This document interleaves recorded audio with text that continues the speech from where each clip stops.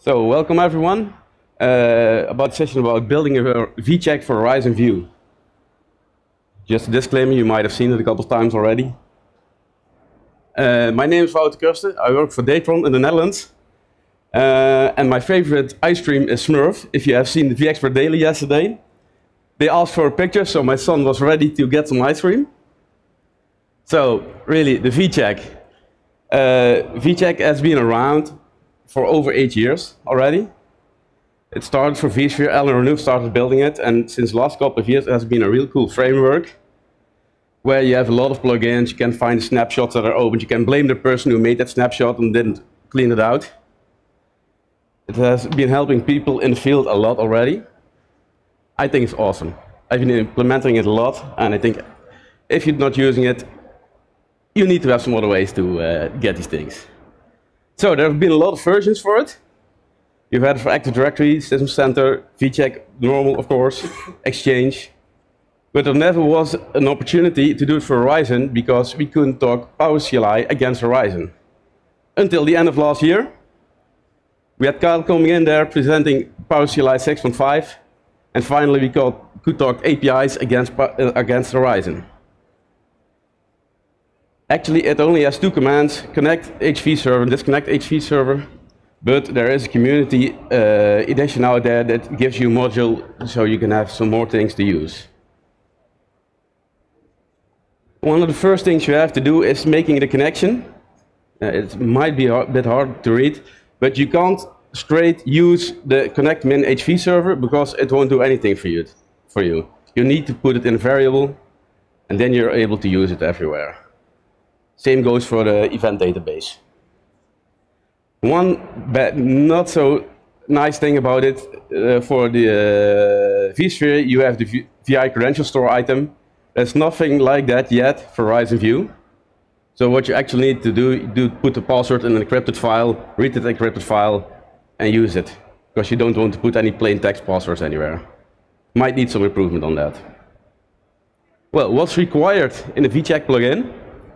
You can have settings on top, and at the bottom you have to give the name, comments and everything, because if that's not there, it will not show in the vCheck.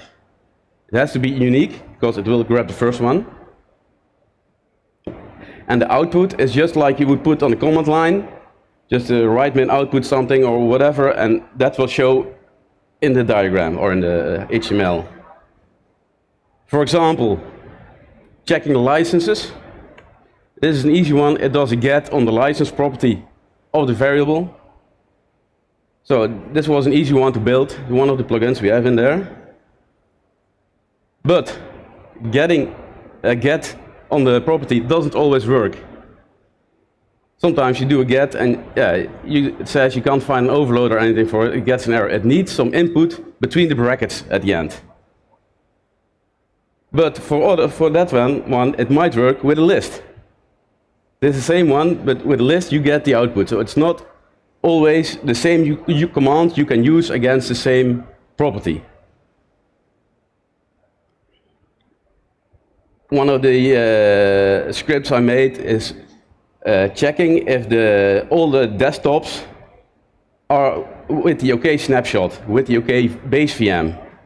Because sometimes you do a recompose and it doesn't do all of them because someone that log off wouldn't work or anything. This script will view that for you.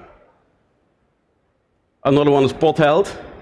This shows both the local and the remote pod. Be aware for VDI, for the desktop information, you will need to talk against both pods. You need to run the script twice because you can only see the pod health from someone that's on the other part of the Cloud Pod Foundation. You need to run the script twice for that to be able to do that. Still same. Another one, it just gives a lot of information. How many desktops are there? How many are connected, disconnected, in maintenance? Someone might have put a desktop in maintenance and never cleaned it up. You now know how many of them are there. I'm still in the building phase for it. So we can create way more plugins than are available right now. These are some of them that are there already. So what have we built so far? a couple of them, health status, really.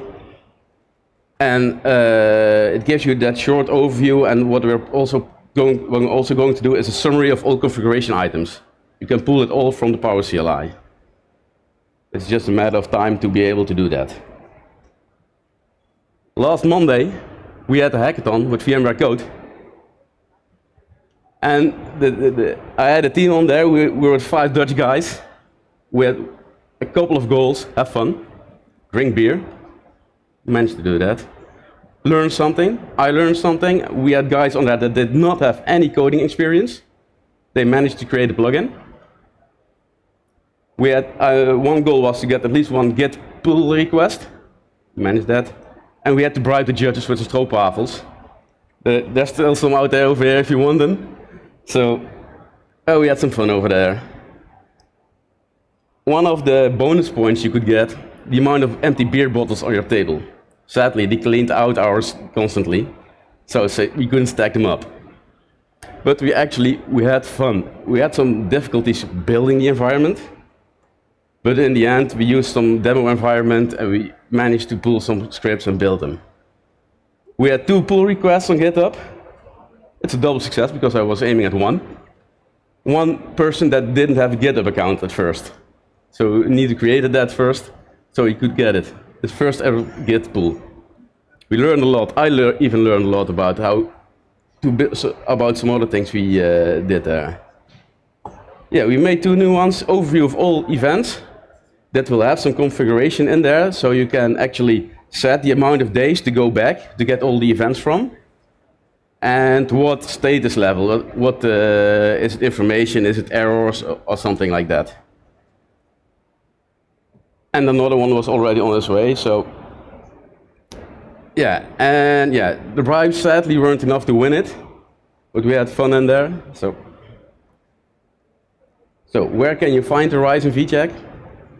GitHub, of course, that's vCheck, the original itself. The repository, there's a VMware HV helper in there that gives you a lot of commands to use against that APIs. The API browser, that's something that's really important because it will give you an overview of what properties you can use against the APIs. You can just browse it, see what you need to look for. If you need to contact me, Twitter, magneet_nl, email me, wouter@retouw.nl, and my website, yeah, it's almost my first name, but backwards with the OU. And with that, I would like to thank you.